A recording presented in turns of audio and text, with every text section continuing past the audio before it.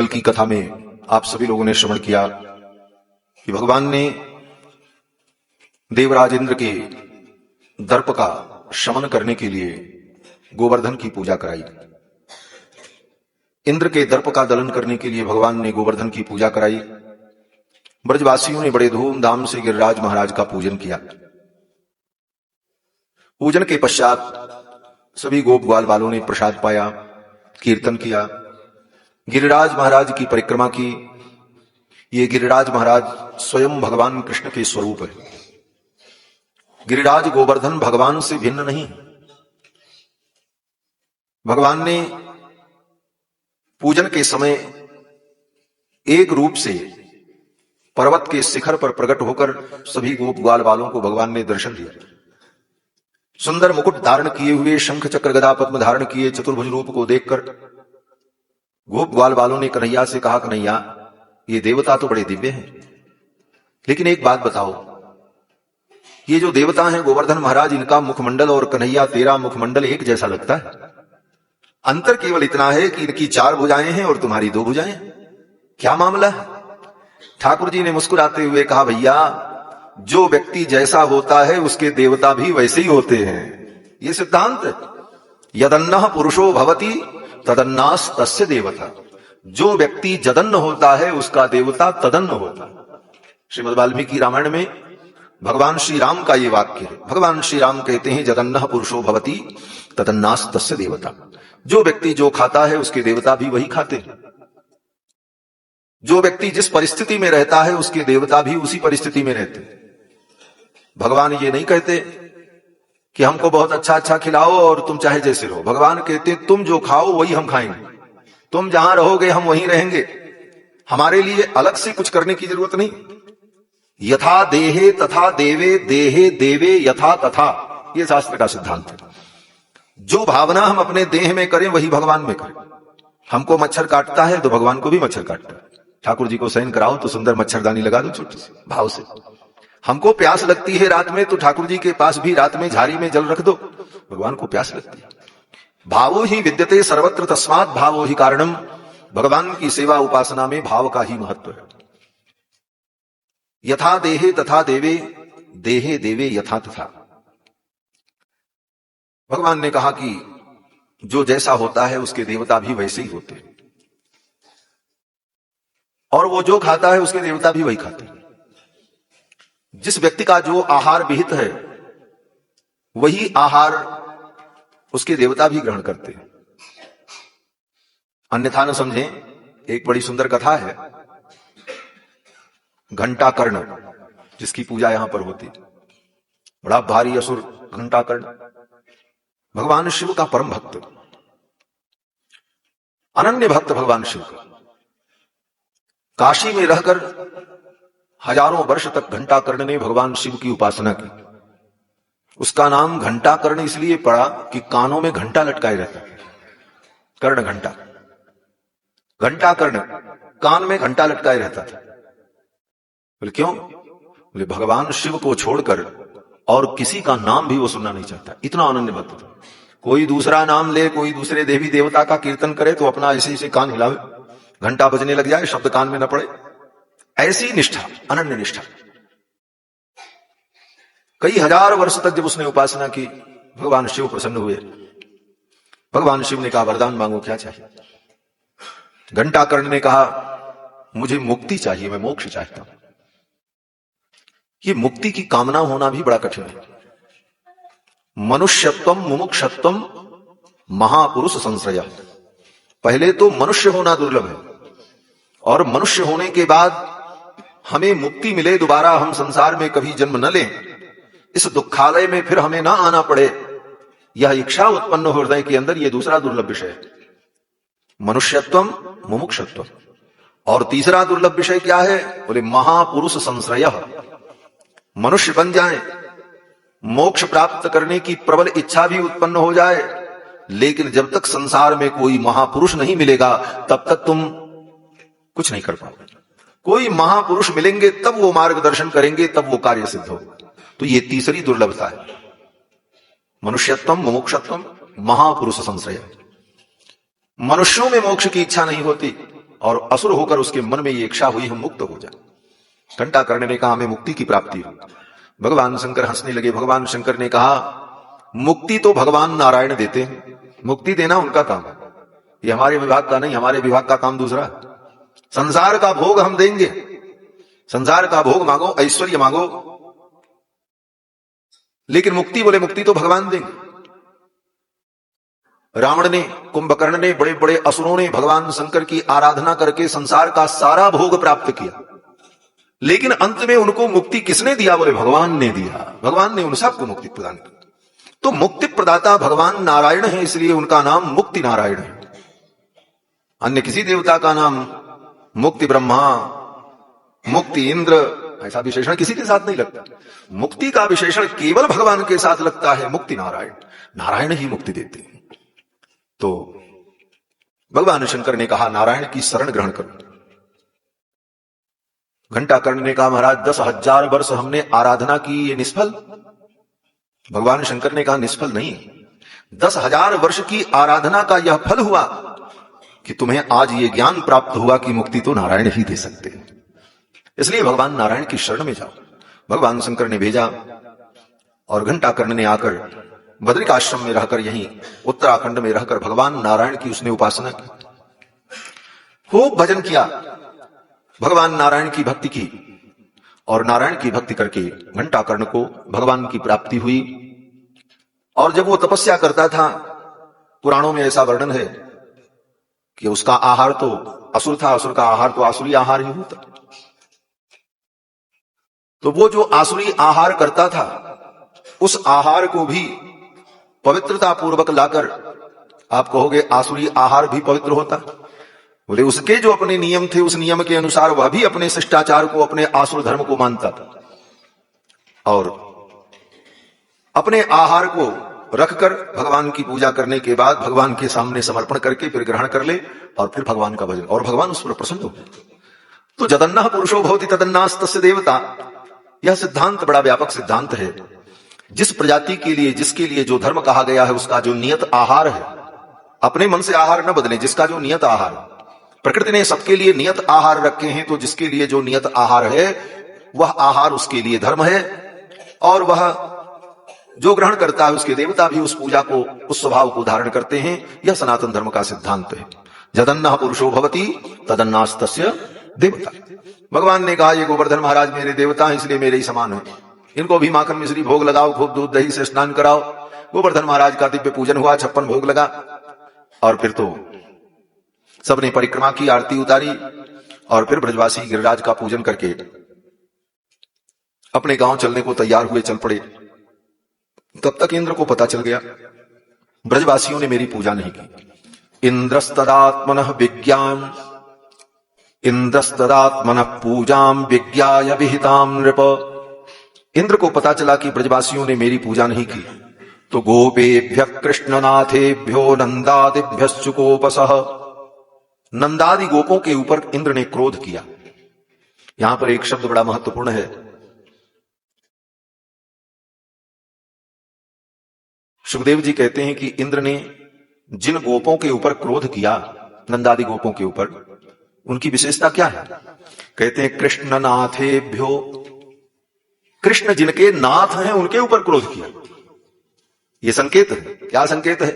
बोले कृष्ण जिनके नाथ हैं उनके ऊपर इंद्र ने क्रोध किया है। इसका मतलब बोले इंद्र का क्रोध व्यर्थ हो जाएगा, उस क्रोध का कोई परिणाम होने वाला नहीं है। ये उपदेश है हमारे आपके लिए। अगर कृष्ण हमारे नाथ हैं, हम ठाकुर के चरणों के दास हैं, तो इंद्र भी हमारे ऊपर अगर क्रोध करें तो हमारा कुछ बिगड़ने वाला नहीं है। निश्चिंत रहना चाहिए वैष्णव को। भगवान जैसे रखे निश्चिंत रहो, काल के भी डर से न डरना चाहिए, जैसे रखे राम जी रहना चाहिए। कृष्ण जिनके नाथ हों उनको किस बात का डर? हमारे साथ श्री रघुनाथ, फिर किस बात की चिंता? शरण में रख दिया जब माथ, फिर किस बात की चिंता? सुखदेव जी कहते हैं कि गोपेभ्यः कृष्णनाथेभ्यो नंदादिभ्यश्च कोपसा। इंद्र ने सांवर्तक नाम की मेघमालाओं को बुलाया और कहा जाओ ऐसी वर्षा करो, ऐसी वर्षा करो कि पूरा ब्रजमंडल नष्ट हो। बड़े भयंकर बादल आए, जैसे आज आए हुए हैं। बाहर जाने में डर लग रहा है लोगों को, इसीलिए बहुत से लोग कथा में आए भी नहीं, हमको लगता है। धर्मशाला में दुबके होंगे अपने अपने कमरे में। तो बड़े भयंकर बादल आए महाराज, और देखते देखते अंधकार छा गया और घनघोर वर्षा प्रारंभ हो गई। अब कहीं बचने का कोई स्थान नहीं था। बड़े बड़े वृक्ष भी उस जलधारा से टूट टूट करके गिरने लगे। बड़े बड़े प्रस्तर खंड उस पानी के बहाव में फूल के समान ढुलक रहे थे। अब तो सभी ब्रजवासी गोप ग्वाल बाल बड़े व्याकुल हुए। इंद्र का कोप हुआ है, अब हमको कौन बचाएगा। लेकिन वे ब्रजवासी भगवान के अनन्य भक्त थे। इंद्र ने कोप किया तो जाकर के इंद्र के चरणों में प्रार्थना नहीं की। सामान्य व्यक्ति होता तो कहता इंद्र नाराज हो गए, चलो इंद्र को मनाओ। उन ब्रजवासियों ने इस चक्कर में पड़ने का विचार नहीं किया। ब्रजवासियों ने कहा हमारे नाथ तो कृष्ण हैं, हम उनसे ही प्रार्थना करेंगे। ये अनन्य भक्ति है, ये अनन्य भक्ति। बने तो रघुबर से बने, बिगड़े तो भरपूर। बने तो भगवान से बने और बिगड़े भी तो भगवान से ही बिगड़े। बने तो रघुबर से बने, बिगड़े तो भरपूर, और काहू सो जो बने वा बनिवे में धूर। ये अनन्य भक्ति है। ब्रजवासियों ने कहा हम तो भगवान से ही प्रार्थना करेंगे और हम तो उनके शरणागत। और सभी भक्त आए और भगवान को प्रणाम किया और सबने कहा गिरिराज धरण मैं तो तेरी शरण। धरण में तो तेरी शरण, गिरिराज धरण में तो तेरी शरण, गिरिराज धरण में तो तेरी शरण, गिरिराज धरण में तो तेरी शरण, गिरिराज धरण में तो तेरी शरण, गिरिराज धरण में तो तेरी शरण, गिरिराज धरण में तो तेरी शरण, गिरिराज धरण में तो तेरी शरण, गिरिराज धरण में तो तेरी शरण, गिरिराज धरण में तो तेरी शरण। कर्मों पर ध्यान लगाओगे, कर्मों पर ध्यान लगाओगे, मेरे दोष न तुम गिन पाओगे, मेरे दोष न तुम गिन पाओगे।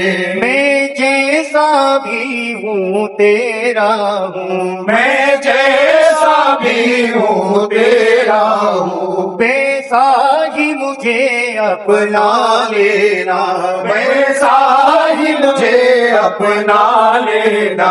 गिरिराज धरण में तो तेरी शरण, गिरिराज धरण में तो तेरी शरण, गिरिराज धरण में तो तेरी शरण, गिरिराज धरण में तो तेरी शरण। माया ने जब से घेरा है, माया ने जब से घेरा है, बस चारों ओर अंधेरा है, बस चारों ओर अंधेरा है। इस अंधियारे जीवन में प्रभु, इस अंधियारे जीवन में प्रभु, छोटा सा दीप जला देना, छोटा सा दीप जला देना।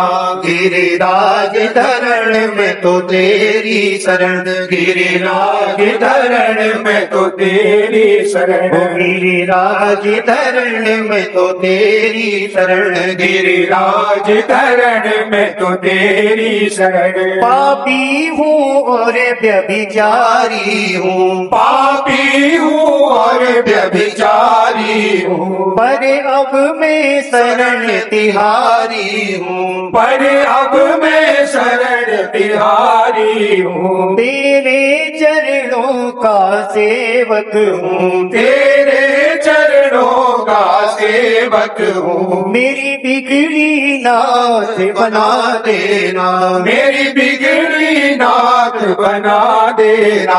गिरिराज धरण में तो तेरी शरण, गिरिराज धरण में तो तेरी शरण, गिरिराज धरण में तो तेरी शरण, गिरिराज धरण में तो तेरी शरण, गिरिराज धरण में तो तेरी शरण, गिरिराज धरण में तो तेरी शरण,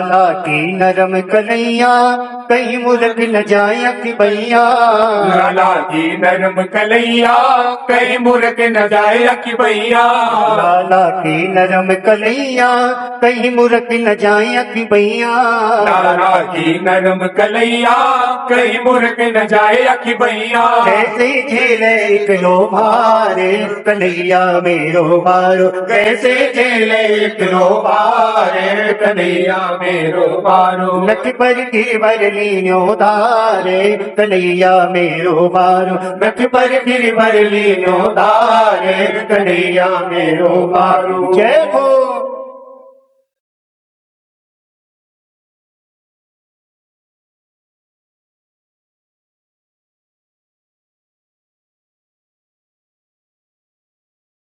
जय हो।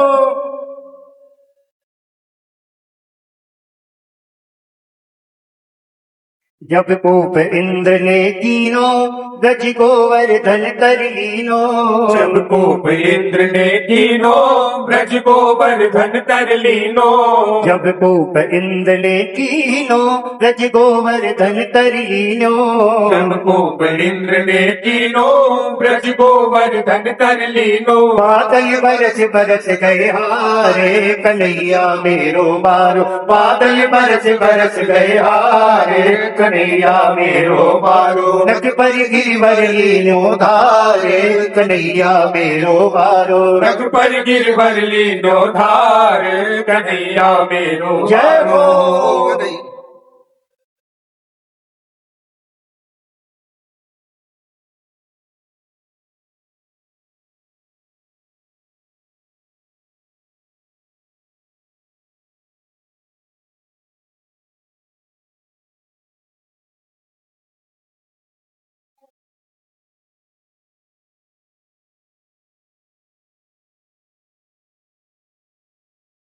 यो कहे पूछरी बारो लठिया को दियो सहारो यो गए पूछरी बारो लठिया को दियो सहारो यो कहे पूछरी बारो लठिया को दियो सहारो यो गए पूछरी बारो लठिया को दियो सहारो रे मन भजले कृष्ण मुरारे कन्हैया मेरो बारो रे मन भजले कृष्ण मुरारे कन्हैया मेरो बारो नख पर गिरवर लीनो धारे कन्हैया मेरो बारो नख पर गिरवर लीनो धार कन्हैया मेरो बारो कन्हैया मेरो बारो कन्हैया मेरो बारो कन्हैया मेरो बारो कन्हैया मेरो बारो नख पर गिरवर लीनो धारे कन्हैया मेरो बारो नख पर गिरवर लीनो धार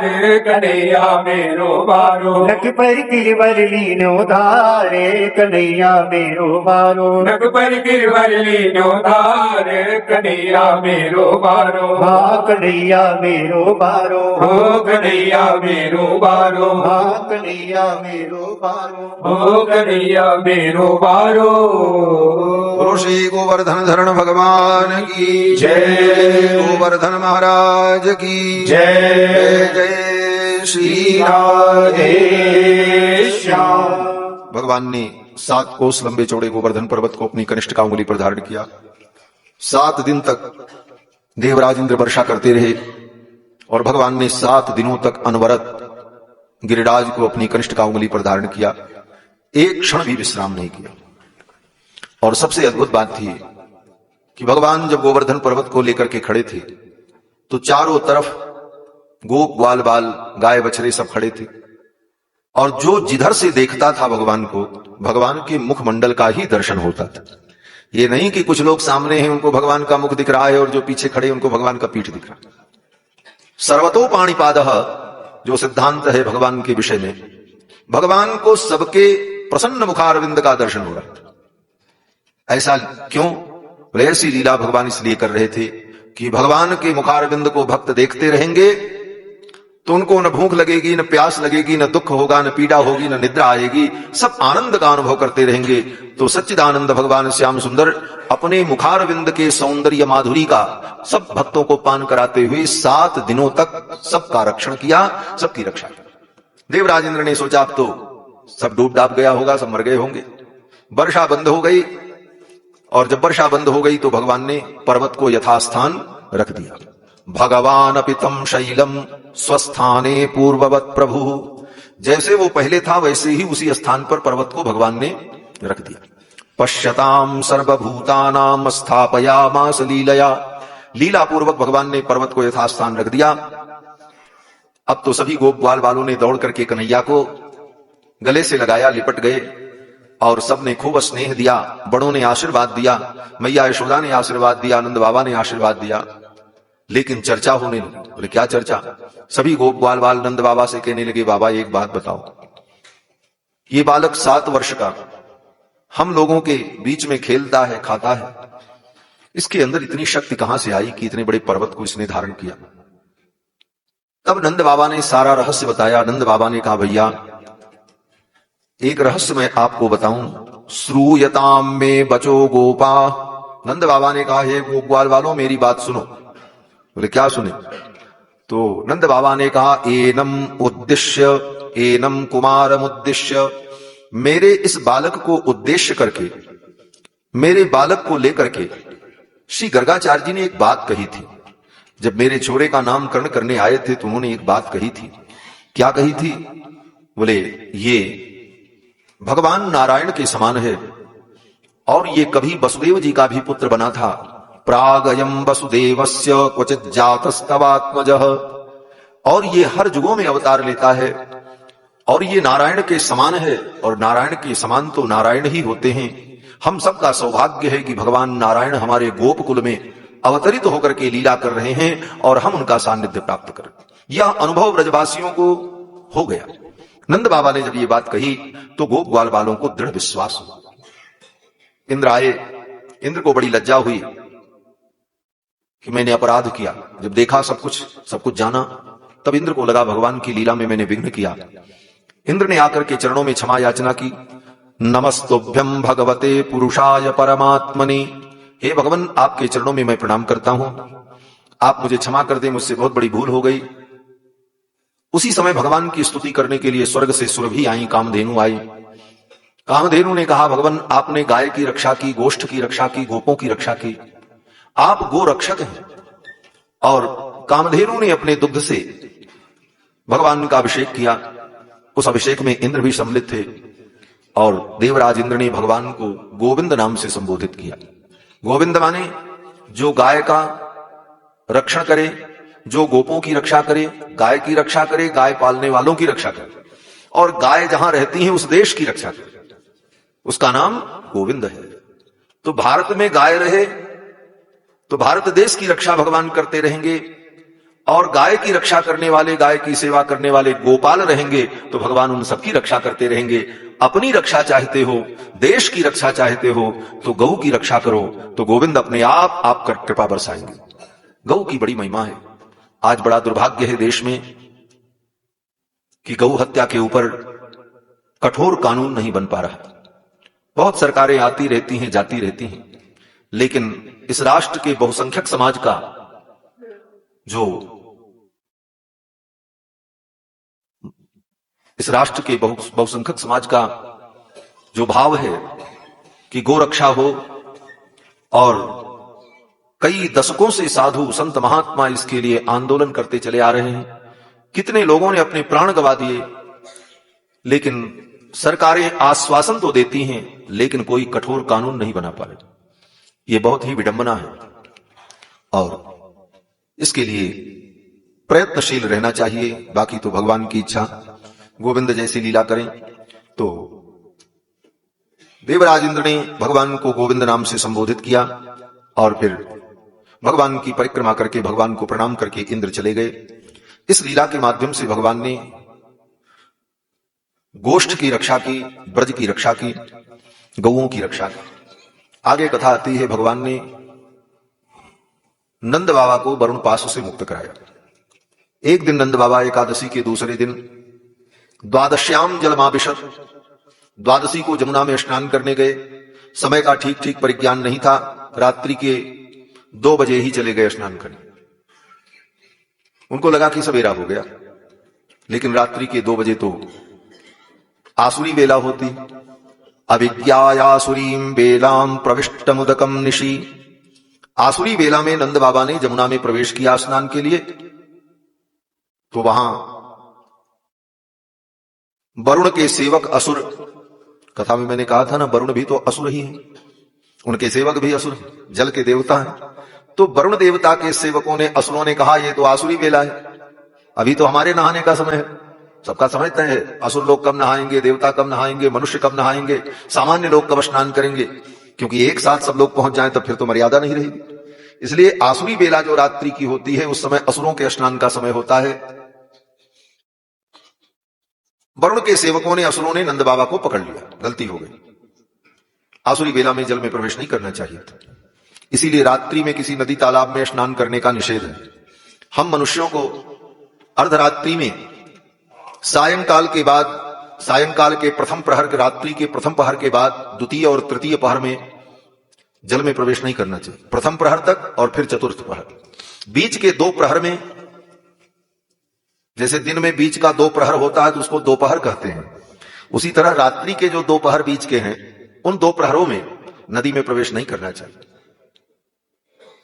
लेकिन 2 समय के लिए छूट दी गई है। एक ग्रहण काल के लिए, ग्रहण में अगर चंद्र ग्रहण है और चंद्र ग्रहण का मोक्ष रात्रि के 2 बजे हो रहा है तो उस समय नदी में तालाब में स्नान करना चाहिए। और कोई प्रायश्चित विधि हो, कोई विशेष कर्म हो और उस कर्म में स्नान करने का आदेश हो तो उस समय करना चाहिए। सामान्यतया रात्रि में नदी तालाब में स्नान नहीं करना चाहिए। आसुरी बेला नंद बाबा को पता नहीं था, चले गए।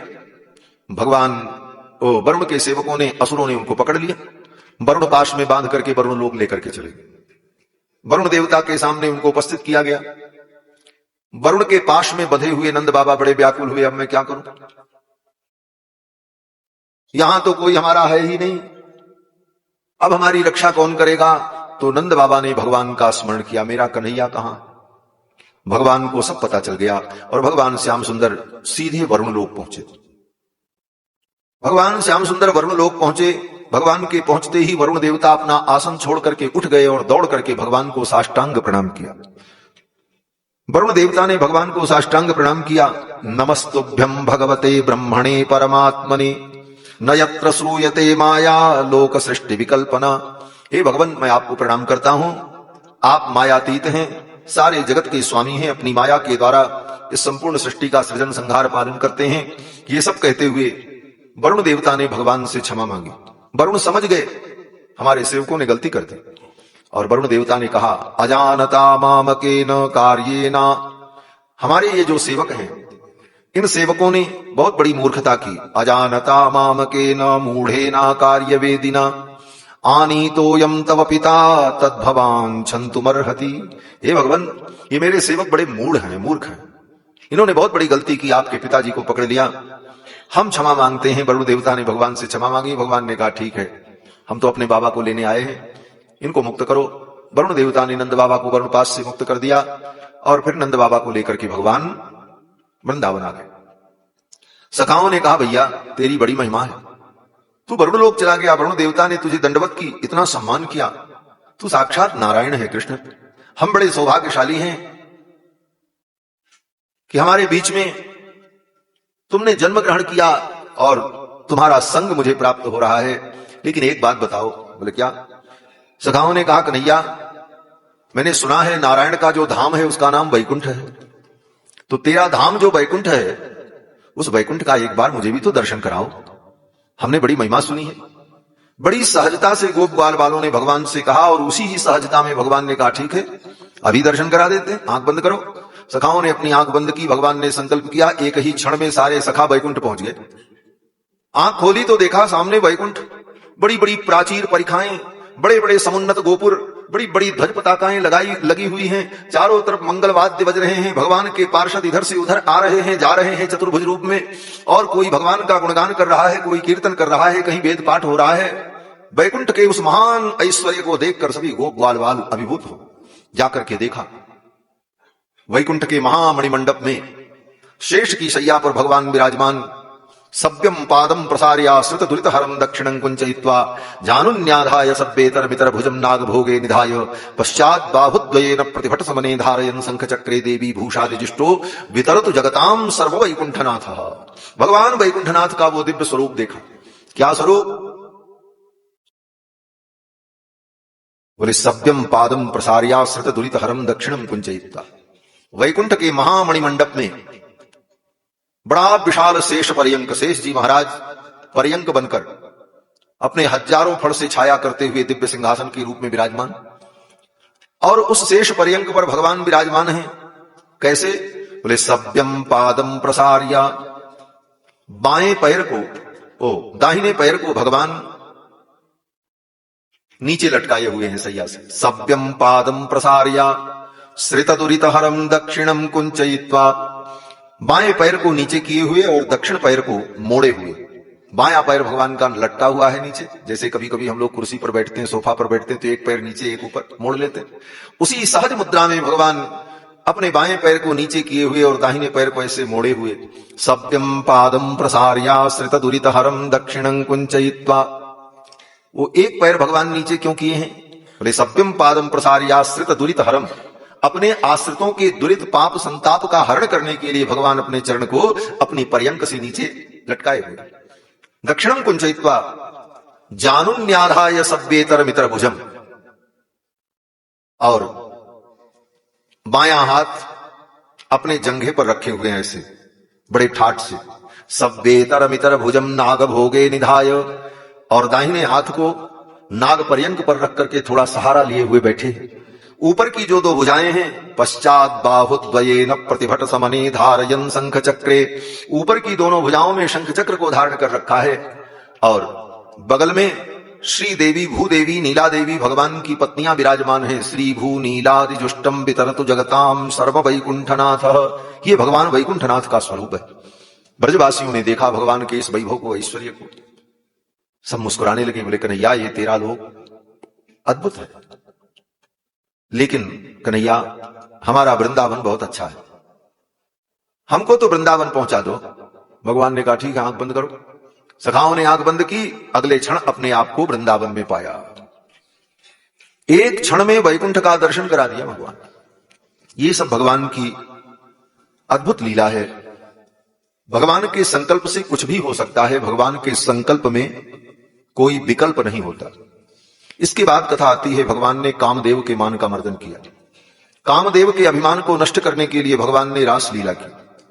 कामदेव को भी बड़ा अभिमान कि मैंने सबको जीत लिया। गोस्वामी तुलसीदास जी महाराज रामायण में लिखते हैं, जब कामदेव ने भगवान शंकर की तपस्या को भंग करने के लिए उग्र रूप धारण किया, अपने 5 बाणों का प्रयोग किया, कुसुम धन्वा कंदर्पणे, तो सारे चराचर में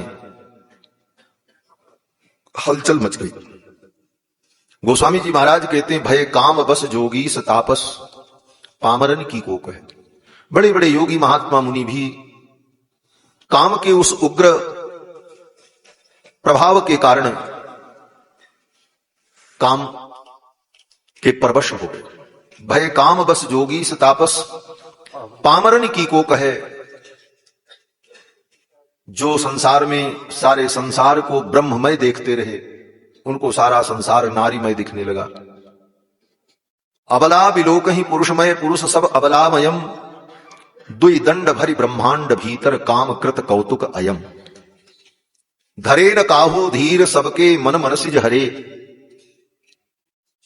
बोले तो अनर्थ हो गया, सबके मन मनसिज हरे।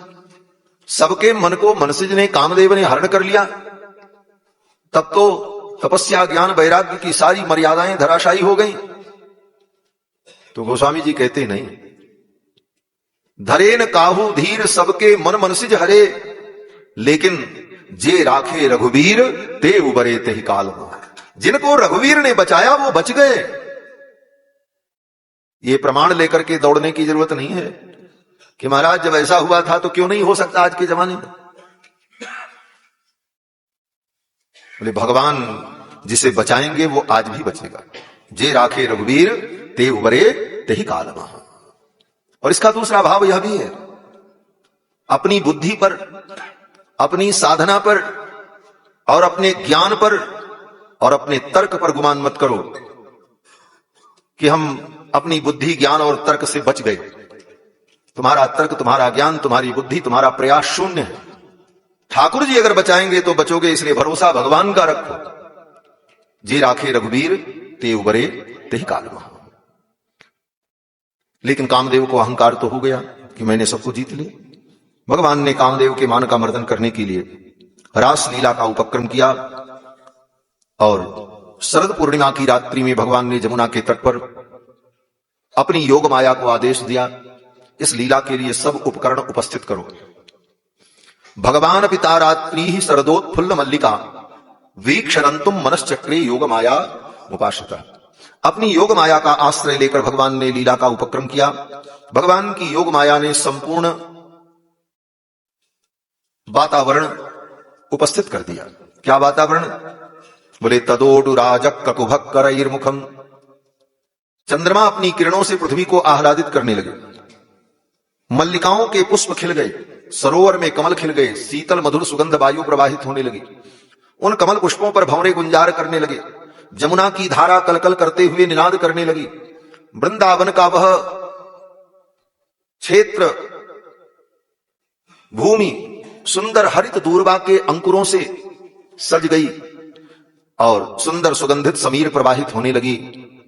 आकाश के तारेगण मानो चंदोवा में लगे हुए झिलमिल सितारे के समान प्रतीत हो रहे थे। ऐसा मधुर मधुमय वातावरण उपस्थित हुआ और भगवान श्याम सुंदर ने अपने अधरों पर बंशी रखी और गोपियों का आवाहन किया।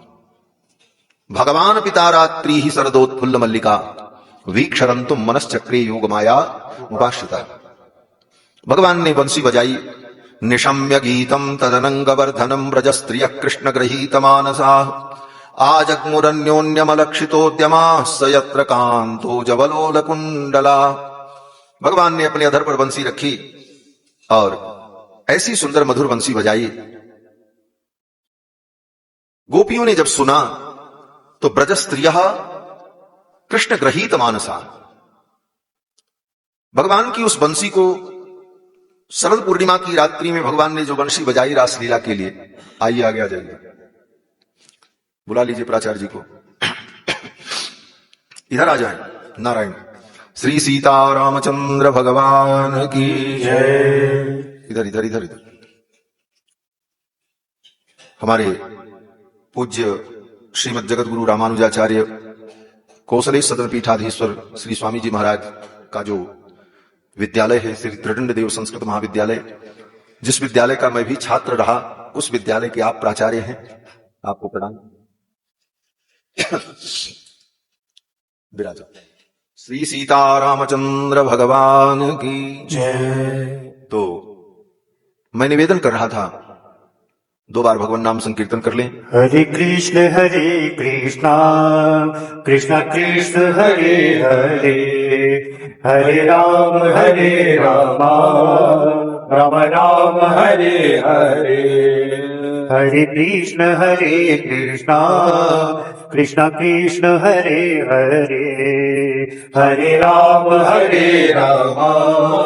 राम राम हरे हरे। हरे कृष्ण कृष्ण कृष्ण हरे हरे, हरे राम राम राम हरे हरे। हरे कृष्ण कृष्ण कृष्ण हरे हरे, हरे राम राम राम हरे हरे। राम राम हरे हरे, राम राम हरे हरे।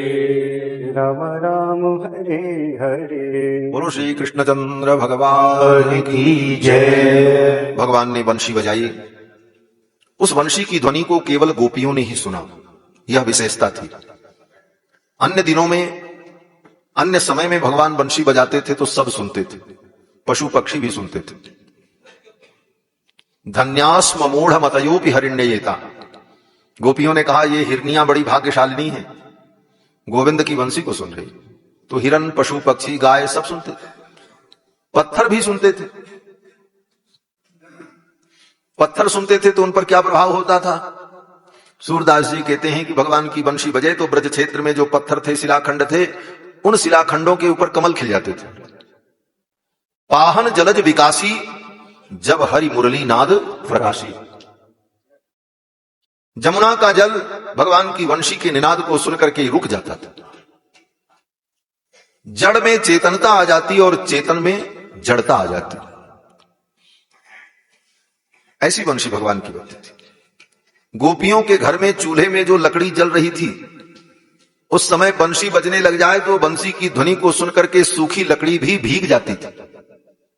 जलना बंद हो जाए, धुआं आने लगे चूल्हे से, सखियां बड़ी परेशान होती और जाकर के भगवान से कहती मुरहर, भगवान को संबोधन करती। क्या बोले? मुरहर। मुर नाम के दैत्य का वध करने वाले भगवान मुरहर। सखियां कहती मुरहर माकुरु मुरली रवम, इस समय बंसी मत बजाया करो। मुरहर रंधन समये माकुरु मुरली रवम, जिस समय मैं भोजन बनाऊं उस समय बंसी मत बजाया करो, कृपा करो। बोले मेरी बंसी से तुम्हारे भोजन से क्या लेना देना? सखियां कहती सरकार आपकी बंसी जब बजती है तो हमारी लकड़ी जो है भीग जाती है, चूल्हा ही नहीं जलता, धुआं होता है, आंख जलती है, फिर सासू नाराज होती, बोले अभी तक भोजन नहीं बना। मुझे डांट पड़ती है, इसलिए जब मैं भोजन बनाऊं उस समय आप बंसी न बजाया करो। यह भगवान की वंशी का दिव्य चमत्कार। भगवान जो संकल्प करके बंसी बजाएं वही काम बंसी की ध्वनि से होने लगता था। बस इतना ही समझो। किसी को बुलाना हो तो बंसी बुलाने का काम करे, किसी को भगाना हो तो भगाने का काम करे। जो भगवान मन में संकल्प करके बजा दे बंसी, वही काम होने लग जाए। ऐसी बंशी भगवान की। लेकिन आज जब लीला में, रास लीला के प्रारंभ में भगवान ने बंशी बजाई तो केवल गोपियों ने सुना, गोप ग्वाल वालों ने नहीं सुना, गाय बछड़ों ने नहीं सुना, केवल गोपियों ने सुना। और गोपियों में भी उन्हीं गोपियों ने सुना जो कृष्ण को प्रियतम के रूप में चाहती थी, जो कृष्ण को अपना बेटा मानती थी, नाती पोता मानती थी। उन गोपियों को बंसी नहीं सुनाई पड़ी। जो कृष्ण को अपना प्रियतम मानती थी उन्हीं के कान में बंशी की ध्वनि। अभी अभी मैंने कहा ना कि जिस संकल्प से भगवान बंसी बजाते उतना ही बंसी करते। ब्रजस्त्रिय कृष्ण ग्रहीत मानसा, जो कृष्ण ग्रहीत मानसा गोपियां थीं, कृष्ण ग्रह ग्रहीत आत्मा, कृष्ण रूपी ग्रह ने जिन गोपियों की आत्मा को, मन को, चित्त को ग्रहण कर लिया था, उन गोपांगनाओं को ही बंशी की ध्वनि सुनाई पड़ी और दूसरे को। रात्रि के 12 बजे गोपियां अपने अपने घर से दौड़ पड़ी। अरे ये तो श्याम सुंदर की बंशी बज रही। आज तो श्याम सुंदर ने रास लीला करने का वचन दिया था, लगता है कृष्ण पहुंच गए, हमको भी चलना चाहिए। गोपियां अपने अपने घर से निकली और दौड़ पड़ी। बोले पहले क्यों नहीं गई जब उनको पता था कि आज भगवान लीला करेंगे? बोले गोपियों को पता तो था, बताया था भगवान ने चीरहरण के प्रसंग में कि शरद पूर्णिमा की रात्रि में जमुना के तट पर बंशी बट पर रास लीला होगी, उसमें आप सब सम्मिलित होना। लेकिन 1 वर्ष पहले बताया था। घर के काम में, दुनियादारी में, प्रपंच में गोपियां भूल गई थी। जीव का स्वभाव है वह भगवान के कहे हुए वचन को भूल जाता है संसार के प्रपंच में पढ़कर। लेकिन भगवान इतने कृपालु हैं कि जब वो भूल जाता है तो उसे फिर मौका देते हैं और उसे स्मरण दिलाते हैं। हमने भी भगवान को वचन दिया था, यद योनेह प्रमुच्चे हम प्रपद्ये पुरुषोत्तमम। जिस दिन इस धरती पर पैदा हुए उसी दिन भगवान को वचन दिया था, संसार में मैं जन्म लेने जा रहा हूं, हे पुरुषोत्तम मैं आपकी शरणागति करूंगा। अब जग जाहि भजो चक्रपाणी, अब संसार में जाकर के चक्रपाणी का भजन करूंगा। लेकिन व्यक्ति भूल जाता है, और जब भूल जाता है तो समय आने पर भगवान याद दिलाते हैं। कोई न कोई उपक्रम करते हैं, कोई दुख आता है, कोई समस्या आती है, और किसी न किसी बहाने फिर हम भगवान को याद करते हैं। अनेक प्रकार से भगवान करुणा करते हैं, किसी संत को भेजते हैं, किसी महापुरुष को भेजते हैं, कोई जीवन में व्यक्ति मिलता है, भक्त मिलता है, उससे प्रेरणा मिलती है। ये सब क्या है? बोले भगवान करुणा करके अपना स्मरण दिलाते हैं। तुम मुझे मत भूलो, तुम मेरी तरफ आओ, तुमने वचन दिया था, मैं आज भी तुम्हारी प्रतीक्षा कर रहा हूं, मैं तुम्हारा कभी त्याग नहीं करूंगा। यह संकेत जीवन में भगवान का कई बार हमको आपको प्राप्त होता है, लेकिन हम बार बार संसार के प्रपंच में उस संकेत का तात्पर्य नहीं समझ पाते।